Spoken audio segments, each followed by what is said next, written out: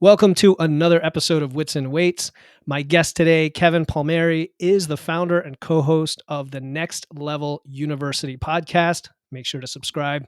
Early in his life, Kevin found quote unquote success, but after a brush with suicide, he realized he wasn't living a life he truly wanted.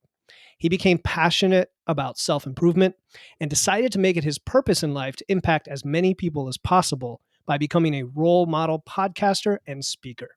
His podcast is now one of the top 100 with, get this, over 1,100 episodes and counting, listened to in over 125 countries, and he's taken his life to the next level and achieved both personal and professional success. And that's why we have him on the show today. Kevin, thank you for coming on.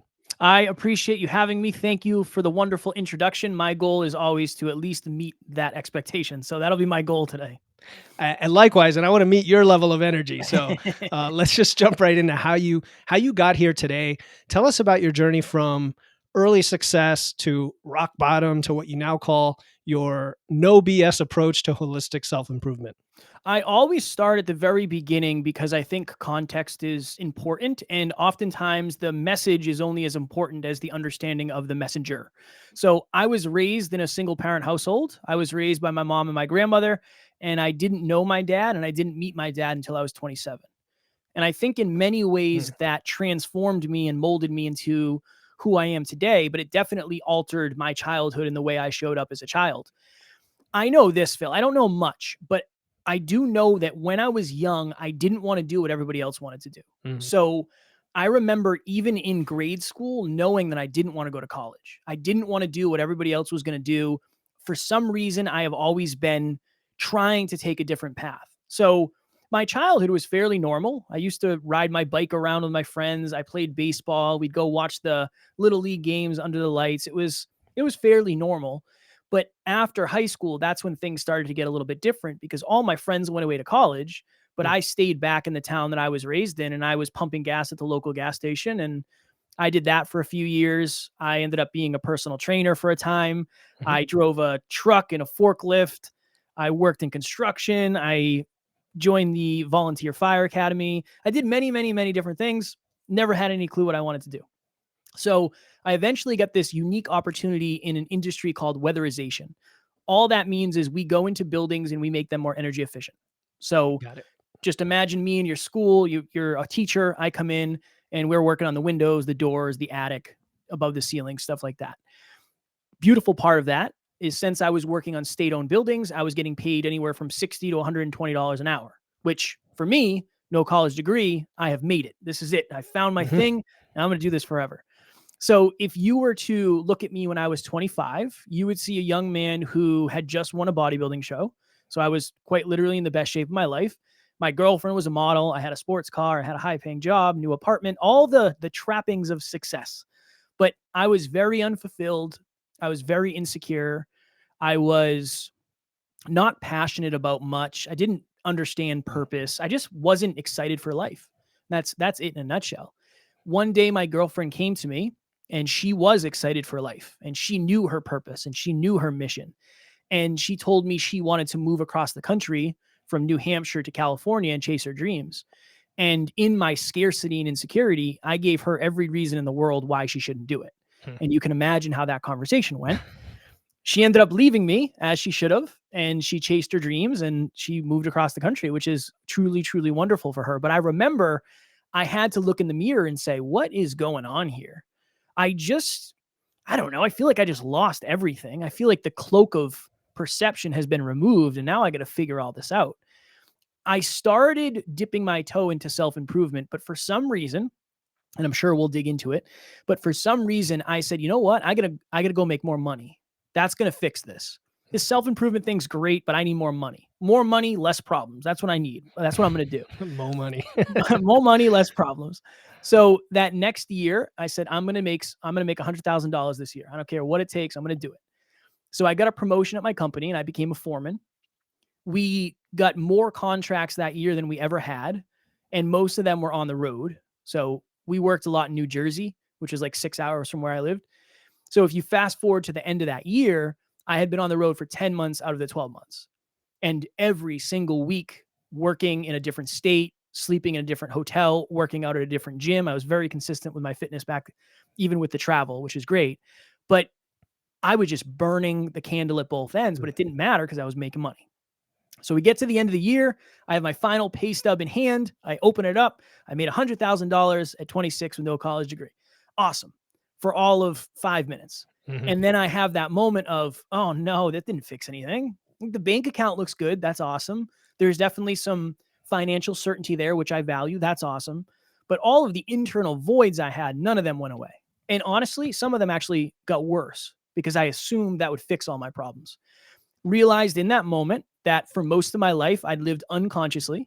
The opposite of unconscious is hyperconscious. So I started a podcast called the Hyperconscious Podcast. And I quite literally fell in love with podcasting as I was falling out of love with my job. I reached the pinnacle, right? I made it to the top of the mountain. I'm not willing to climb another mountain here. I don't want to do this anymore. So I start calling out of my place of work. I start showing up late, leaving the job site early. And I just want to do this podcasting thing. I've got the bug. And eventually it got to the point where I would have to be in New Jersey, which was 6 hours from where I lived, 7 a.m. Monday morning to start a job. I would sleep in my bed in Massachusetts from 9 p.m. until midnight. I would get up, drive 6 hours to the job site. I'd work an 8-hour day on 3 hours of sleep. And then I would go to the gym after. And it was just like, I don't care. I need to do this. I'm so homesick. I can't be away any more than I have to be. And eventually it just got to the point where I just felt just past go, stuck, trapped. I woke up in a hotel room in New Jersey at 5:15 in the morning. My alarm clock went off. I sat up. I slid to the edge of the bed, lacing up my work boots. And that morning, it was like there was 10 televisions on in my head at the same time, and every single one was on a different station. One is saying, you're stuck here forever. I know you want to leave, but you will never get an opportunity as good as this one. If you do leave, what are your friends going to think? You make more money than any of your friends. If you do leave, what's your family going to think? Your family looks up to you and they're proud of you. You make more money than anybody in your family. And if you do leave, do you really think this podcast thing is going to be the train we ride off into the sunset? And no, I did not think that was going to happen. And in that moment, I felt that if I was to take my life, I would take my problems with me. And that was what I was sitting with. I was sitting in this hotel room having that thought of, I don't think I want to do this anymore. And not just the job. I don't want to do any of this. Luckily, I have a very high quality circle and great people around me. I'm very, very blessed to have the people that I do. And I reached out to one of them who was just my friend at the time. He was now my business partner and the CEO of our company. And I explained what was going on. And I said, hey, I'm having these feelings. I'm having these thoughts. I'm having these emotions. I don't know what to do, man. What do I do? And he said, Kev, over the last couple of years, your awareness has changed a ton. Your habits have changed a ton. So much has changed about you, but your environments have remained the same. I think it's time for you to change your environment. So I left that job 3 or 4 months later, and then I began the journey of being a very broke entrepreneur, trying to figure out business and podcasting and speaking and coaching and all that. And I think that was probably, 5 years ago now. And here we are. Wow. Okay. Yeah. So that was 5 years ago. Wow. So, this is a health and fitness podcast, but a lot of what you touched on are principles applicable to anything, right? You touched on self-improvement, but the thing you ended with your personal story was changing your environment. You said, everything else has been going, I don't want to say well, right? Because you obviously ended up in a very heavy, dark place, but I guess you knew you could make that kind of change, and so it took someone in your support structure. In fact, the person you weren't necessarily being to the girl who left you, right, at the time, if you think of it that way, to kind of snap you out of it and make you realize you have control of the situation. It just took that level of, I guess, support and accountability. I mean, maybe expand on that piece. I have a bunch of questions prepared, but I always go off on tangents. Expand on that piece about the support structure, both sides of it, both the importance of surrounding ourselves with that and the importance of us being that for other people. Yeah, I always say that, imagine if I reached out to somebody who said, Kev, nobody likes their job. Of course you're going to not like your job. I mean, that's par for the course. Nobody really likes it. Give it the weekend. I'm sure Monday things will feel better. Like, imagine if that's the advice I got.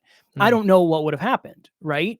So I think with anything, and I know whether it's fitness, whether it's a dream, whether it's a relationship, whether it's a business, whether it's posting on social media, whether you know it or not, the people around you are either accelerating your growth or slowing your growth down. They are either creating new opportunities for you or they are holding you back from opportunities. And like I did with my girlfriend, my ex-girlfriend, I gave her every reason in the world not to succeed. And she said, you know what? I will choose success over you. And she ended up going and she's doing her thing. I've been the anchor and I've been the engine. So I very much understand and empathize with both ends. I think this is the important understanding.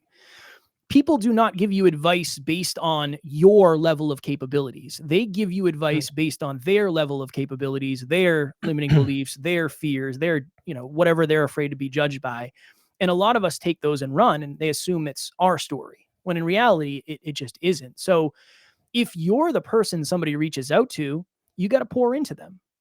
You have to want what's best for somebody regardless of yourself. But you also have to understand that when you're fielding advice from others, you might not be getting that. You might be getting the scarce, don't leave me behind advice. Again, I've given that, so I understand very much. It's very important that you sit with the advice you're getting, because not everybody is capable of pouring into your cup at the rate and at the level that you wish they were. And not everybody is capable or as capable as you are. And that comes through time and that comes through practice. Yeah, and that also brings to mind I think you mentioned scarcity there, the abundance mentality, right? Through a growth mindset, the idea that the world's not a zero-sum game, is it? There's enough to go around, and in fact, if you surround yourself with people that are more skilled, more experienced, have been around more, been through the struggles, and kind of let them pour into that vessel you just mentioned, as opposed to saying, I have mine and I'm going to keep it, and I can't surround myself with people better than me. I need to be. It sounds like you're kind of tying into that same concept. Yeah, I think it's so important to understand that just because somebody wins doesn't mean you can't. Right. It's if I lift Philip up and Philip wins, it doesn't mean I can't win. Right. Exactly. And also, if you do win, I'll be more fulfilled if I helped you. Right. That's another thing too, is like, how do you define success? And Absolutely. that's a deeper conversation, but yeah. Yeah. So let's get into that a little bit, maybe in the context of physical self-mastery, right? And self-improvement, which are in your wheelhouse. So you had the success early in life. Maybe it wasn't the right kind of success. So, and you alluded to self-improvement. What exactly is that? Like, maybe we get philosophical here, but what is self-improvement and how does it then apply to health and fitness? Yeah. Self-improvement at the end of the day is you pouring into becoming a more evolved, with more potential human being. I think that's it at the end of the day. It's investing in self. There is a show with Tim Allen and Jonathan Taylor Thomas, I think, called Home Improvement. Home improvement. What is home improvement? It's when you improve the value of your home. Self-improvement is the same thing. When you improve the value and quality and capability of self. Here's the interesting thing. When you pour into yourself and you become more competent and you raise your personal development set point, you also raise other things like your ability to practice self-discipline, like your ability to become a more consistent human being, your ability to not run from judgment as much, your ability to do the hard but necessary things that you will be grateful that you did in the future. And honestly, that's where the health, fitness, whether it's the gym or whatever it is you're doing, that's where that comes in. It's not easy, right? It's not easy to get in better shape. It's not easy to be healthier necessarily. And just because it's not easy does not mean it's not possible, but it's very hard to level up one area of your life if you haven't leveled up yourself first. So there's a lot of people out there that want to make $1 million, but they don't have that $1 million mindset yet. Totally, that's fine. There's a lot of people who want to have a six-pack of the body, but they don't have a six-pack of the mind. And when you elevate your self-improvement, you elevate your competency. And the more competent you are, the higher likelihood you will succeed at different ventures. So when it comes to self-improvement, you're just pouring into yourself. And that transfers over to you becoming more confident. And when you become more confident, you try new things. It helps you with your self-esteem, your self-worth, and then you'll double down and triple down on the stuff that makes you feel good. Oftentimes, the stuff that makes you feel good for the day doesn't feel good in the moment. And I think understanding self-improvement and studying self-improvement, that also helps you understand that there is no short-term anything really of value in the long run. Yeah, this reminds me of a conversation I had with somebody recently about, how we overcomplicate things, and sometimes if we strip it down to the essence and focus on building some foundation, whatever it might be strength, for example. You build a foundation of strength, you find that you can run faster now, and you can go up the stairs more easily, and you can, have more energy throughout the day, and it kind of cascades on itself. And what you're saying is that concept of building pillars, I guess, in your life that Mm. spiral on themselves exponentially. And consistency, you touched on consistency, right? So I'm always hammering that message home. It's very important as a nutrition coach myself that clients embrace that kind of philosophy with small changes in behavior, and the concept of living as if you're your future self, right? The self improvement, thinking of the six pack, having the six pack mind, or the other thing you mentioned.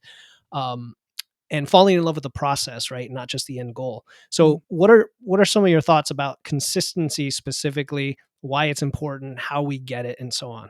Yeah, so we did a 10-pound in 10-week challenge recently, my business partner and I, Okay. because we were like, honestly, we've been bulking for a bit here. We should probably Yeah, lock it yeah. in and figure it out. So we said, what's the best way to do this? Accountability. We will say it on the podcast and There we'll you do go. it. If it gets said on the podcast, we'll do it. The interesting thing and the valuable thing and the best story for consistency is the first 2 days I gained weight. I Hmm. gained weight when I started dieting. Imagine if I said, nope, something's broken, metabolism's off, this isn't for me, it's not possible. And then I stopped. The beautiful thing about consistency is it tells the truth eventually.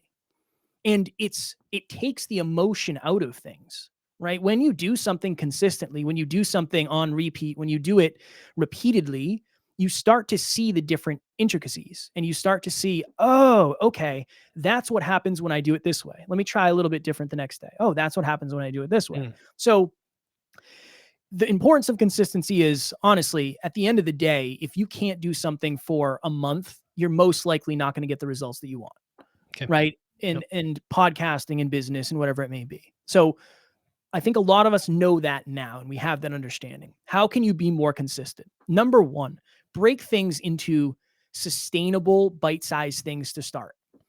One of the best habits you can have is the one that you actually do. One of Hmm. the best diets there is for you is the one that's sustainable for you, right? There's a reason we don't sign up to a gym that's an hour away. It's not sustainable to get to. We'll sign up to one that's 5 minutes away, that's 24 hours. Boom, we can do that consistently. So create some sort of bite-sized habit to start. Simple, sustainable. Find some sort of accountability. So I think there was a study recently. So this is a fine line, but I think there was a study recently that said people who said something with public accountability that they planned on accomplishing, they actually were less Mm. successful because they got Heard the about that dopamine one. hit, right? Yep. Hmm. So maybe that's not it for you. For me, that works really well. If I say on the podcast, I have to do it. That's just what it is at this point. But maybe for you, it's having a peak performance partner. Maybe for you, it's having a coach. Maybe for you, it's having some sort of agreement. I have a $100 bill on my desk at all times, and it's what I call my $100 habit. I told my wife, I said, here's a $100 bill. If I don't go to the gym every day this week, I want you to rip this up in front of me. Hmm. I am a money driven human being. I operate well when there's skin in the game. That helps me. So we have to figure out what is the level of necessity that you're willing to take on. It should be an uncomfortable level of necessity, because if it's not an uncomfortable level of necessity, you're not going to do what's uncomfortable to get your goals. You're not going to So, change. Yeah. Sure. right, there's no point. So I would say number one, let's focus on what's sustainable for you. What's sustainable and what's ideal are two different things, Sure. especially in the beginning, right? Especially in the beginning. Number two, what kind of necessity can we bring in? What kind of accountability can we bring in? And then, just speaking to the $100 habit, what kind of commitment device can we bring in for you? And again, that's just more necessity. Okay. Yeah. Just taking notes. No, this is good. You're speaking my language. You're totally speaking. I mean, we talk about this stuff all the time. And I want to unpack some of the things you mentioned. So specifically on your weight challenge, that's pretty cool, right? So a pound a week is totally reasonable. And I like the fact that you use that specific example because I get questions all the time about why do I like my clients to weigh themselves every day? It's a kind of a controversial thing for some people to say, oh, you shouldn't weigh yourself every day. And they list all sorts of excuses, right? And I say, you know what? Because weight changes so much, it's meaningless in the short term. And Yep. if you have a data point every day, now after 3 weeks of that, which is kind of the sweet spot, you actually have information on what's going on. Yep. Without it, there's a big gap there, right? So it's kind of thinking that logically. I love the way you put that.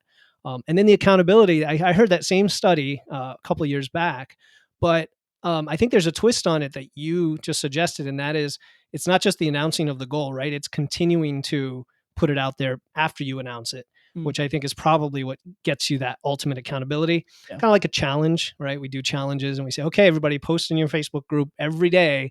People are watching and people are there to help you. Yeah. Yeah. So that's good stuff. So you talked about things not being easy, right? Is that the same as struggling, right? There's a lot of people that have these big crucibles in their life. And there's this thought that it's those people that have all this success that they had to overcome. And you even told us about one yourself. Do people have to struggle, or can someone succeed without that? My thought on this is you will struggle in direct correlation to the size of your goals. So for me to lose 5 pounds will be less of a struggle than for me to lose 25 pounds. I mean, Mm-hmm. that's just the law of the universe, and that's just the law of nature. And that's the way it'll work for most of us. What I think happens is we've fallen into the trap of what gets clicked on, what gets purchased, what gets influence is usually the stuff that's quote unquote the easiest. It's like, this is the secret that you need to get the result you want. There aren't that many secrets. Everything you've heard before is Right, it's wrong. wrong. It's wrong. You're 45 years old. You've been learning wrong for 45 years. It's like, no, not necessarily. Maybe you just haven't done the right thing yet. Yeah. So I think that for most of us, we want to believe that there is an easier way to do it. And we're holding out for that easier way to come. Like, I'll do it when this comes out or when this comes out. When in reality, the results you want are hidden in the work you don't. And so from my perspective, no, I don't think you can really succeed without struggle, because I think whatever your version of success is, and it's completely personal, and I want to make sure I put that out there, will most likely require conflict. And by definition, conflict is challenging. So I do not think you can. Now, here's the detour that you'll hear a lot of people say. Well, it's only struggling if you choose. It's only a struggle if you decide it's a struggle. Sure. I understand that as somebody who has a very strong mindset, and I like to think I'm pretty philosophical at this point in my life. Many of us are not going to get to that point where we can choose whether or not we want to struggle, or when, if we don't want to suffer. I think it's disempowering to assume that you don't have to. I really do. And I think there's a couple different kinds of people. There's the person who they take pride in how easy it was. And there's somebody who takes pride in how hard it was. You got to figure out who you are and who you want to be, and then kind of adjust there. And then honestly, figure out who to take advice from based on that as well.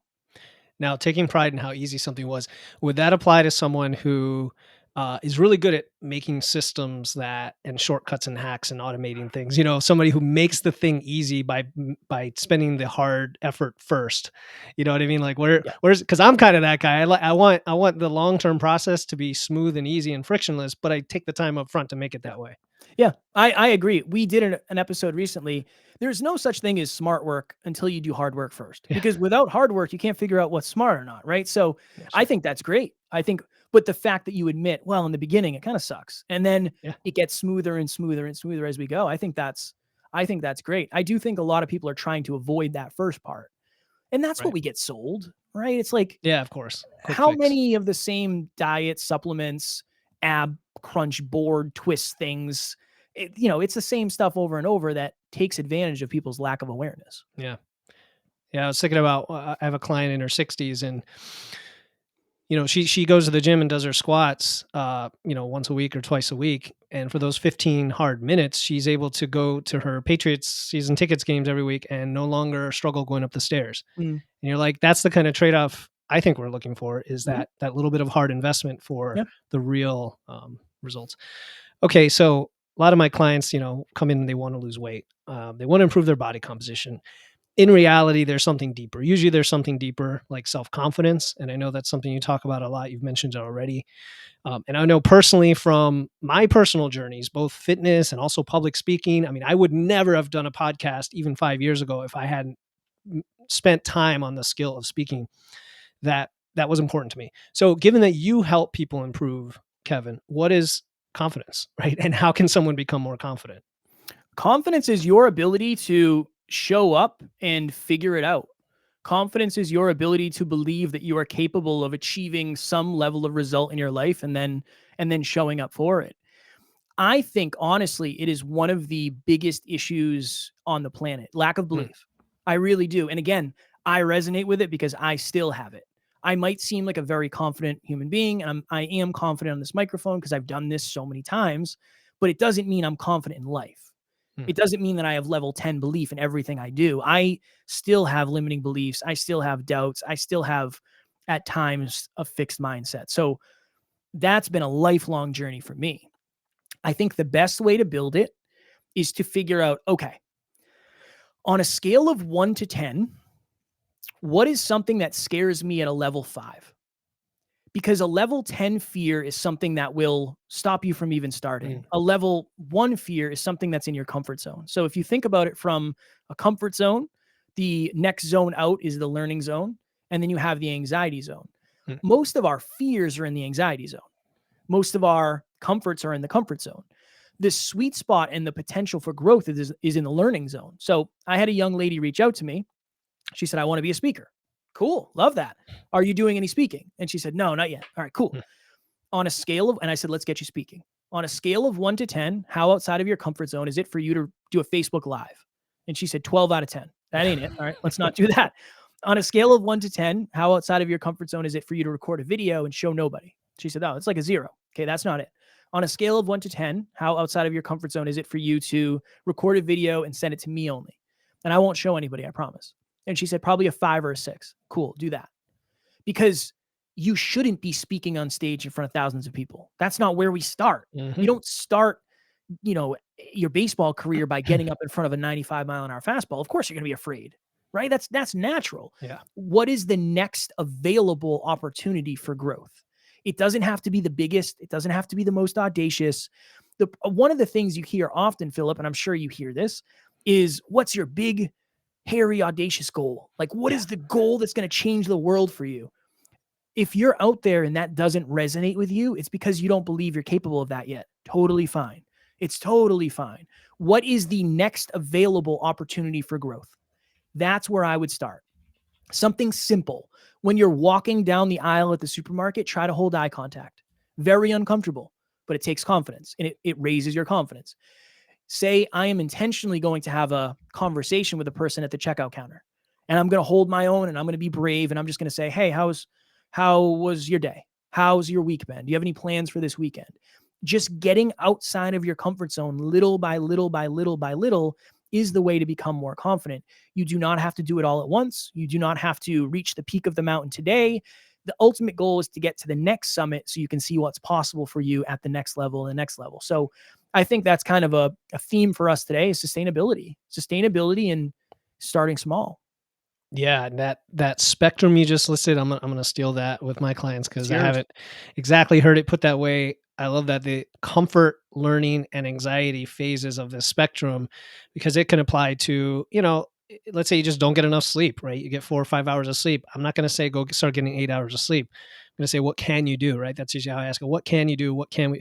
But even the way you put it to get a little more specific of finding the average, kind of between the Mm, spectrum is great advice. It also reminds me of the stress recovery adaptation cycle of fitness, right? The mm, idea that you push yourself just enough, you push your muscles just enough so they recover and adapt. You don't go so far that you're just trash and can't even go to the gym for 3 days. yeah. And you don't go so low that you didn't feel like you got any work and you Mm, lift the same weights for 3 years. mm, Um, yeah, great. So related to this, I guess, I think it's important for people trying to do what you do to ask them why they're doing this, right? Like what is the deeper purpose? What is the big why in their life. How does someone find that so then they know what to go attack and bring in applying this confidence scale? Yeah, it's a challenge. It's anytime we're talking about purpose, why, mission, Mm, passion. I think a lot of us, and I definitely did this. A lot of us say, okay, I'm going to figure this out and I'm going to go searching for it. Like, what is my why? When I think for many of us, our why has already happened, mm, right? So even if we just say like purpose for a minute, what's the purpose of doing this? A lot of us go out and say, all right, let me search. Let me try this. Let me try this. Let me try this. I think that's important because trying things gives you a new awareness. But for many of us, I think our purpose, our why, our passion is buried in our past. And it usually comes from a place of pain. To your point, why does that client want to get in better shape? It's not necessarily so that client can look better on the beach. It's not necessarily so that client can run a marathon. It's so that client can go watch your favorite sports team from the stands at maybe the season tickets that she's had for 25 years. That's a deep, deep, deep why. mhm. Or maybe because this person has a fear that they're not going to be around for their grandchildren in 25 years if they don't turn their life around. Maybe that's a why. A lot of it comes from pain, unfortunately. Many of our whys and our purposes and our passions come from our deepest pain because we don't want to see that deep pain happen again. We don't want to see it happen to somebody else. And we want to be, or at least feel like we're in control of it. So I would say take a look into your past and what are the things that scare you the most? What are the things that have hurt you the most in the past?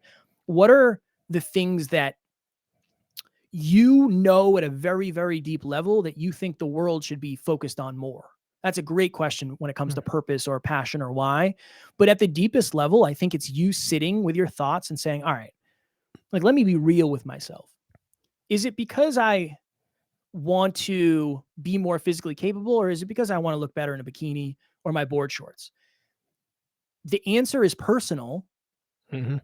but the more specific you are with why, the more real you are with yourself. I love giving back and I love adding value and I love our community and I love podcasting. But I also am more driven by money than my business partner. I just am. For a long time, I didn't want to admit that because I Mhm. thought it made me look bad or I'd look selfish. That's just the truth. I am a more money driven human being than him. Let me use that to run this better. When you're aware of something, you admit it, you're probably more likely to get the results anyway, because at least you're doing it for the right reasons and you know the right reasons. Yeah, that's a really great point to end that answer on, because there's no shame. People have to understand there's no shame in Yeah. your personal reason for doing something, which can change. It can change daily, weekly, monthly. It can be there can be multiple reasons, and use that as fuel to drive you. You don't even have to admit it to people if you don't want. Just use it. So, I think that's awesome. Looking to your past, it's so true. People that come to me, it's there's always something that they dealt with in the past that didn't work, right? It's not like they come to me because everything's hunky dory Mhm. and now they just have this magical goal out in the future. So that's a really good one. Where does the vulnerability play into this? Where does, I don't know, self love? You talk about limiting beliefs, but like accepting yourself or emotion, vulnerability play into self improvement. Vulnerability is living in the truth at the end of the day, right? When we think of vulnerability, it's admitting what's real regardless of the fear around it. And there's a million reasons. If you want your relationships to improve, you got to lean into vulnerability. I mean, you have to because you're living in the truth. If you want necessity to increase, you have to be vulnerable with yourself. My business partner has this habit that he does. It's called the naked truth. He literally stands in front of his full-size mirror with no clothes on to assess where he's at physically. And he Mm, says, "Yep, not as good as I thought." Or, "Wow, it's better than I thought." It's literally him being vulnerable with himself and saying, "All right, let me get the truth here. Let me get the truth. Let me get what's real so I can make changes accordingly." Any relationship, I believe the level of the relationship is based on the level of vulnerability. So that's one point why vulnerability is so important. But if you're going to facilitate change within yourself, you have to be first vulnerable enough to admit where you are. If you don't know where you are, you're not going to understand or be able to contextualize how to get where you're going. And it just is the truth. Vulnerability is the truth. And how do you do that without without going into some despair or, despair, depression, or negative thinking about it? That's the hard part because there's a lot of different ways to do it, but I can't really say you won't feel despair Mhm. or you won't feel negativity because what's going to happen? One of two things is going to happen. So let's just say you're vulnerable and you look back to a Facebook post from 2 years ago. Almost exclusively, one of two things is going to happen. You're going to say, wow, I've come a long way. Wow, I haven't made any progress at all. And I don't look as good as I had hoped. Your trauma response to either of those is going to be personal and up to you, but you have to understand that at least the awareness is a potential opportunity. I think that's all I could really speak to on that, Philip, Mhm. is yes, awareness is painful. Yes, you can definitely get too much awareness at once, but you also can live your life with not nearly enough awareness, Mm. which won't help you make change. So hopefully you can at least take the awareness and say, all right, yeah, this sucks and this is uncomfortable. Wow, that's a lot of truth at once. All right, well, at least now I can operate accordingly. And now I know where I actually am. I'm done kidding myself. I know what's real. Logically, I understand where I'm actually at. The emotional side of things has gone away a little bit. Yeah, and that sounds like one of the first steps. Years ago when I learned about emotional intelligence, right? Self awareness is number one, and Yep. you just said, maybe you can have too much, but generally people don't have enough, Mm. and you can use that to your advantage. Um, so speaking of emotions, there's this very important quote by a fictional character who said, fear is the path to the dark side. Fear leads to anger. Anger leads to hate. Hate leads to suffering. What is your biggest fear? I wanted to ask you that. What's your biggest fear? Is Yoda correct, or can fear be a positive tool actually for change? I think fear is a very positive tool as long as it's bottled effectively. I think of it as it's almost like gasoline. If you use it in the right direction, it's great, but you can also really overuse it and it can create an inferno in your life for sure.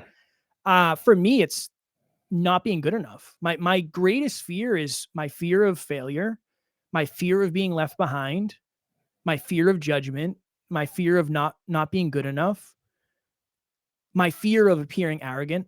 That's a big one for me. I've had a couple Mm. moments, we were talking about self-awareness, where I'm thinking it's like, I don't know if anybody's going to like me after this. Like I think Mm. because this is an intense this is more intense than sometimes I am. So it's weird. But that's a big one for me. I'm terrified of not being liked, which makes Mm. it super challenging to do what we do, but you can't necessarily let that run you. When we're talking about like real world stuff, planes and sharks. Top two. If I'm flying over the ocean, I'm losing my mind. That's so funny because I worked in the aerospace industry for years. I can tell you that one of No, the safest things I know, but on the it planet. doesn't Yeah, I know it matter. doesn't matter. Logic isn't good enough. That's so funny. You mentioned being afraid of how people are going to perceive you, and I'm sure a lot of us face that, whether you call it imposter syndrome or whatever. But now you've done. By the time this episode comes out, you would have done probably more than 1,200 podcast episodes. Mm. Would you say that experience has changed that fear in any way, mitigated it? Is it a therapy to deal with the fear? What would you say? Yeah, I don't know. It's hard because in a way, the fear only gets tested when it gets touched on. So I've Mm. had, believe it or not, and again, I'm not inviting this, I don't want this to happen, but I think I've only had 3 or 4 people ever reach out and like talk genuine trash, Mhm. which is good. Like I'm really happy about that. What I will say is my response to that has improved over the years, which Okay. means I think my fear is running me less. Do I want to physically have a hand to hand scrap? Yes. Initially, I do, I'll be honest. But then it's usually, okay, what is there to learn from this? So I would say it has definitely gotten better. And I think one of the reasons it's gotten better is the awareness around a lot of times they're not judging you, they're judging themselves based on what you reveal to them. That's been an unlock for me, understanding that look, you may have said something wrong, but you probably didn't. You probably said something that somebody has never heard in that way from somebody like you, whatever that means, Mhm. and it's triggering them in some way, shape, or form. Maybe they're not ready to face that mirror yet, so they're going to villainize you. I've done it, so I empathize with it. So I would say it's gotten better, but it still scares the poop out of me. That's serious stuff. Yeah. Serious stuff. We podcasters, we try to tread that line, so Yeah, it's it's really a cool. challenge. It's a challenge. Yeah. It's a challenge. All right. Well, here's the penultimate question I like to ask all guests for the listener is what one question did you wish I had asked, and what is your answer? Hmm. What is one? I wish, since we're on a fitness podcast, you asked what it was like to be a full scale bodybuilder. I should have done that. Yeah, I really should have. So, tell us about your whole bodybuilding journey, because that we could do a whole episode just about that. It was the worst. It Okay. was the genuine worst. I was in the gym one day. Somebody came up to me, and as all good stories start, and they said, "Hey, you should be a bodybuilder." And I was like, "Okay, cool. What does that look like?" And they're like, "Reach out to this coach, and he'll help you." And I was like, Mm, "All right, I love the gym. Cool. This How hard can this be?" That coach didn't work out. I ended up connecting with another coach, and I'm grateful. I had a wonderful coach. He's an IFBB pro. He mm, is awesome. First question he asked me, enhanced or natural? Natural. Cool. No stress. I was like, all right, cool. We're good. He's like, yep, don't worry about it. You're good. Natural. He said, if you are willing to suffer more than anybody else, you will win. And it was like, oh no. Oh no. What did I get myself into? Great Competing in coach though. natural or not Yep. competing in Yes. IFBB? Okay. Yep. No, no, All right. no, I would have got Yeah, smoked in yeah, I anything know. else. That's what I was gonna say. Yeah, yeah. No, competing in, I don't even remember. I don't even remember what organization it was. Okay. OCB. All right. OCB was the organization. And I had a great relationship with this coach. He was awesome. He was a really good person. So I end up doing a show. I do this prep for, I think it was 8 weeks, while working a job, while traveling. I'm bringing my hot plate on the road, cooking in hotels. Literally got to the point where I was blowing out the breakers in my part of the hotel because my crock pot and all that was too powerful. It Hmm. was a whole thing. But I end up doing this show, and I won my division, and I think I placed third or fourth in the open or whatever it is. And it was one of those things where I was very grateful I did it, but I realized that took a piece of me that I'll never get back. Mm. Just the levels and the lengths I went to get as lean as I did. I was really, really, really lean, and I definitely messed up my metabolism. I messed Oh, up my sure. hormones, my sex drive. I messed up everything doing that. You had to get to Didn't what, 4 or 5% or so? I never got tested, but I Yeah. I couldn't have been any higher than 7. Yeah. People need to Really. understand that who are listening, because it's like, even if you want to be lifestyle lean, there's a big difference between that Yeah. and bodybuilding show lean. Yeah. I couldn't walk up the stairs. Yeah. I literally struggled to walk up the stairs. I used to fall asleep on the ladders at work because I was just so, I mean, I'm doing an hour of cardio a day and lifting, and I'm probably eating 1,600 calories. It's just, oh, it's brutal. Mhm, mhm. But Yeah, I don't tell some of my clients 1,600. They're like, "Oh, I would love to eat 1,600." well, that's fair. That's So, fair. no, some of the smaller, female Yeah, yeah, yeah. clients. And understandable, understandable. Yeah, for me at, Yeah, somebody who's has working out, big guy, a lot of muscles and so on, yeah, yeah. doing like Yep. heavy legs and all that cardio. So I end up winning that show. I'm never going to do this again. This is the worst thing I've ever done. I sign up for another show for some reason. I don't know why, but I ended up getting a cheat meal, and it was like, I don't know, steak, mashed potatoes, and broccoli or something, and a half a pint of Ben and Jerry's. And I was like, all right, I can live like this. I'm getting ready for bed that night. I couldn't sleep. And I literally said, screw it, I'm done. I went downstairs, finished the rest of the pint, texted my coach and said, hey, I'm not doing this. And then that was it. That was the end of my bodybuilding That was it. journey. That's awesome. Yeah, no, it's a really good thing. We don't talk a lot about stage bodybuilding, mainly because I've not been through it. I listen to a lot about it, and I think uh, it's a fascinating study into what the human body's capable of. But Yeah. it's yeah, It it's takes a lot crazy. out of you. Yeah. Yeah, exactly. I mean, we talk about just the beginning phases of metabolic adaptation that people experience during dieting, let alone if you went to that level, to that Mm, extreme. yeah. Awesome. So, where, Kevin, can people learn more about you and your work? I always just say, if you like what we talked about today, this was a unique flavor of it, but very similar to what we talk about. We're on all the podcast platforms. We're on YouTube. Just search Next Level University. And if you have any questions for me specifically, Kevin Palmieri on LinkedIn and Facebook, and then at Never Quit Kid on Instagram. I'm happy to answer anything you got. All right. I'm going to include all those links in the show notes so the listener can find you. And Kevin, thank you again. This was an awesome conversation. A lot of fun. Thank you for coming on the show. Thank you, my friend. My pleasure.